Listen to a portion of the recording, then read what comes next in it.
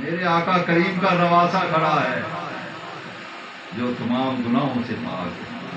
وہ گناہگار بندہ آسمان کی طرف دیکھ کر رب سے یہ صدا کر رہا ہے، میرے مالک مجھے ان لوگوں کے سامنے رسوا نہ کر۔ بس اتنی بات اس نے، رب کائنات تو مجھے لوگوں کے سامنے رسوا نہ کر۔ بس اتنا کہا، آنکھوں سے صرف دو قطرے آنسوؤں کے ادھر تک پہنچے، آسمان سے پرنالوں کی طرف موسیٰ علیہ السلام حیران، یہ ابھی تک وہ بندہ باہر نہیں نکلا تو آسمان سے پرنالوں کی طرف بارش کیسے آ گئی؟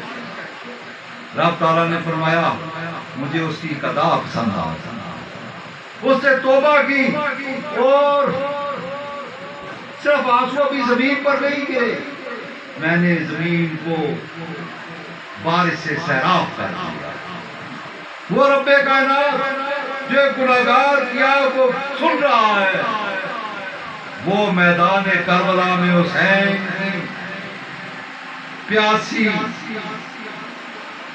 سارے جو لوگ پیاسے تھے ان کو نہیں دیکھ رہا، لیکن برادران محترم وہ واقعہ گناہ والا سے نیکی کی طرف پلٹنے کا تھا۔ یہ کائنات کو ایک مشن دینے والا پیغام تھا کہ چاہے دنیا کی کوئی چیز سامنے ہو اس کی طرف نظر نہیں کرنی۔ آپ نے جو آخری خطبہ عطا فرمایا اس میں کہیں پانی کا ذکر نہیں تھا۔ آپ نے کہا اے لوگوں جو میرے سامنے کھڑے، جب دین ایک خاص مشن کے تحت آگے بڑھنا شروع کر دے، جب جھوٹ سچ کو چھپا لے، جب فاسق و فاجر تخت پہ بیٹھ کر دین کی گفتگو کرے، تو تمہیں بتاؤ سب سے پہلا حق اس کے خلاف کھڑے ہونے والا اگر کوئی ہے تو حسین کا حق بنتا ہے، وہ آ گیا، وہ میدان میں آ گیا۔ میرے دوستو ایسے کر کے ایک لمحہ کے لیے آپ نے پورے لشکر یزید کو دیکھا، سب کی نظریں تھیں، سب دیکھ رہے تھے۔ دو شخصوں نے گھوڑے کوئے لگا کر امام علی مقام کی طرف آ گئے۔ حر بن یزید تمیمی، علی بن حر، دو شخص بھاگتے ہوئے آئے۔ یہ وہی دو شخص ہیں جنہوں نے امام علی مقام کا پانی بند کیا۔ امام علی مقام نے کہا کیسے آئے ہو؟ کہا حضور ہم نے آپ کی نظریں جو آپ نے ہمیں دیکھا ہے، اللہ کی قسم ہم نے آپ کی نظروں میں جنت کو اپنی طرف بڑھتے ہوئے دیکھا، اس لیے اب چاہے کچھ بھی ہو ہم آپ کی طرف آپ کے ساتھ لڑتے ہوئے۔ یہ اس نظر کا کمال تھا کہ دیکھنے والے نے دیکھا اور رب کی طرف سے اس کو انعام ملنے والا تھا کہ ان شہداء میں اس کا نام آ جاتا جو قیامت تک سنہرے روپ میں لکھا ہے۔ یہ اس نظر کے معاملات تھے۔ برادران محترم، دریائے جمنا کے کنارے ایک شخص بیٹھا ہو، دیکھ وہ جمنا کی طرف رہا ہے اور پیچھے سے اس کی پیٹھ کے پیچھے سے ہندو بھجن گاتے ہوئے جا رہے ہیں۔ وہ بھجن کیا ہے؟ تو سے لاگی لگن من کے موہن، من بولت ہے راما راما، تو سے لاگی لگن من کے موہن، من بولت ہے راما راما۔ یہ کہتے ہوئے خواجہ محی الدین چشتی اجمیری کی قبر کے قریب سے جب گزرتے ہیں تو وہ جو بھجن پڑھ رہے ہوتے ہیں اس کے الفاظ ہی تبدیل ہو رہے ہیں۔ وہ کہتے ہیں تو سے لاگی لگن من کے موہن من بولت ہے خواجہ تو سے لاگی لگن من کے موہن من بولت ہے خواجہ بس اتنی بات کرتے ہوئے وہ آگے گئے اور کلمہ شریف کا ذکر زبان سے جاری ہو. وہ حیرت میں آئے کہ جا تو ہم مندر کی طرف ہے لیکن یہ مسلمانوں کا کلمہ کیسے ہماری زبان سے جاری ہو. آپ مسکرائے اور کہا اگر ہم دیکھیں بھی نہ اور پیٹھ کے پیچھے سے تم گزر جاؤ تو تم مسلمان نہ ہو جاؤ تو ہمیں پھر محی الدین میرے دوستو یہ زندگی کتنی ہے تاریخ اٹھا کر دیکھو. نیلسن منڈیلا جیل میں 24 سال گزارنے کے بعد اس نے کہا میں اتنا عرصہ تباہ و برباد ہو گیا ہوں اپنے بچوں سے دور ہوں اپنے گھر سے دور ہوں روزانہ مجھے چکی والی جیل میں ڈال رہے ہیں مجھ پہ ثبوت برداشت اب میرے میں ہمت نہیں ہے. اسے جیلر کو بلا کے کہا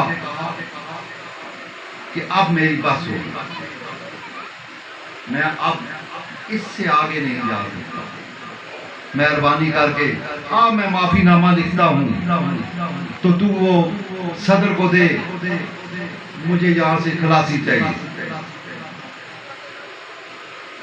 وہ گیا پین اور کاغذ لینے اتنے میں ایک اس نے کتاب اٹھا کے اسے کھولا تو حسین کا چکر اس کے سامنے آیا ذکر حسین اس کے سامنے آ گیا. اس نے وہ پڑھنا شروع کر پڑھنے کے بعد وہ مسکرایا اور آسمان کی طرف دیکھنے لگا. واپس آیا جیلر آیا اس نے وہ ورقہ پھاڑ کے باہر پھینکا.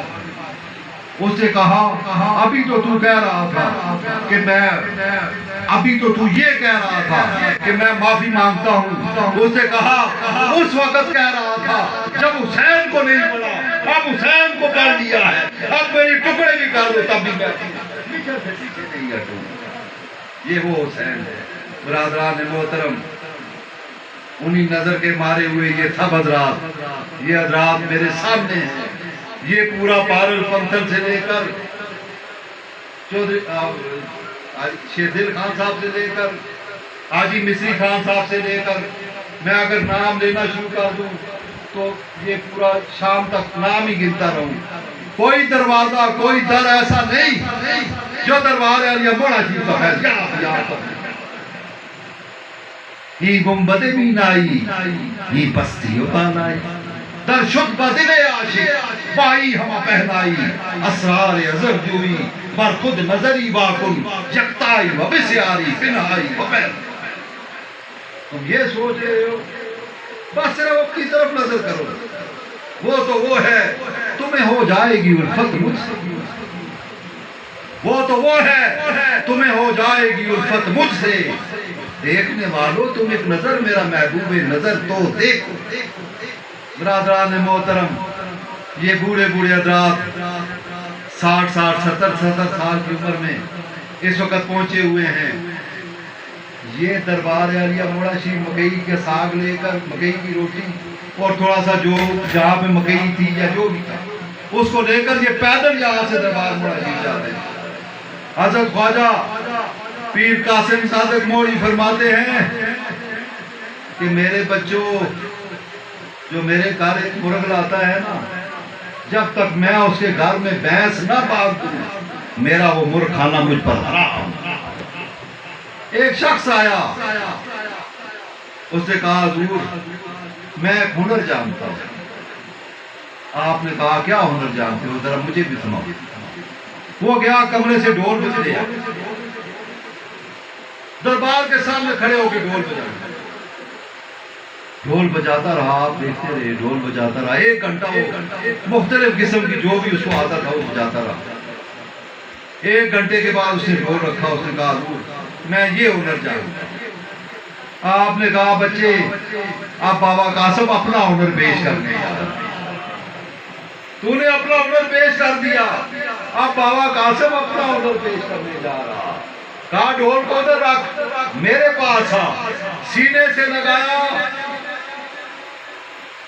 سر پہ دستار باندھی، کہا میرے بچے اب تو ڈھول نہیں بجائے گا، تیرے نام کے ڈھول پوری دنیا میں بجے گا۔ اس لیے برادران محترم، شکوائے ظلمت شب سے تو کہیں بہتر تھا اپنے حصے کی کوئی شمع جلاتے ہیں۔ ہم سال میں ایک بار آتے ہیں، میرا روٹین نہیں ہے، میں محمود صاحب فاروق صاحب مجھے بہت اچھے طریقے سے جانتے ہیں، میں گھر میں ہی زیادہ وہیں پہ لوگوں کی جو خدمت کرتا ہوں، لیکن میں ایک سوال، ایک سلسلہ چھوڑ کے جا رہا ہوں۔ شکلیں بھی محمد کی ہوں، نقلیں بھی محمد کی، سرے محشر اٹھے تو پہچانی جائے یہ ہیں وہ ہیں۔ صدقہ تمہارے گھر سے جو ہو رہا، بس تمہارے بزرگوں نے تمہیں مسکراتے ہوئے دیکھ لیا، ایک حج اکبر کا ثواب تمہارے سامنے موجود تھا۔ آج سے نوجوان بچوں اپنے گھروں میں امن نازل کرنے کے لیے نماز قائم کرو، قرآن پاک پڑھ کر اس پر عمل کرنے کی رب تعالیٰ آپ کو ہمت اور توفیق عطا فرمائے۔ میرے دوستو، آج اگر 5 بندوں نے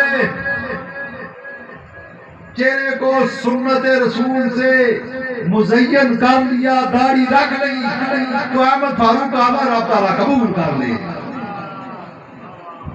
اگر 5 بندے نمازی بن گئے تو احمد فاروق کا یہاں پر آنا رب نے قبول کر۔ اگر 5 بندوں نے اپنے گھر میں امن نازل کرنے کے لیے اپنے غصے پہ قابو کر لیا،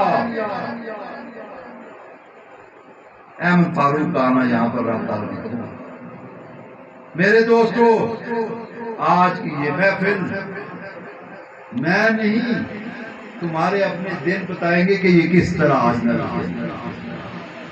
یہ دنوں کے مسئلے ہوتے ہیں، یہ دنوں کے سودے ہوتے ہیں، یہ نظر کے حجابات، میں کہاں کھڑا ہوں، میری اوقات کیا ہے، میرا سلسلہ کیا ہے، یہ نہیں سوچنا۔ سوچنا یہ ہے بس ایک قدم، صرف ایک قدم ایسے رب کی بارگاہ میں رکھ دو اور اس پہ قائم ہو جاؤ۔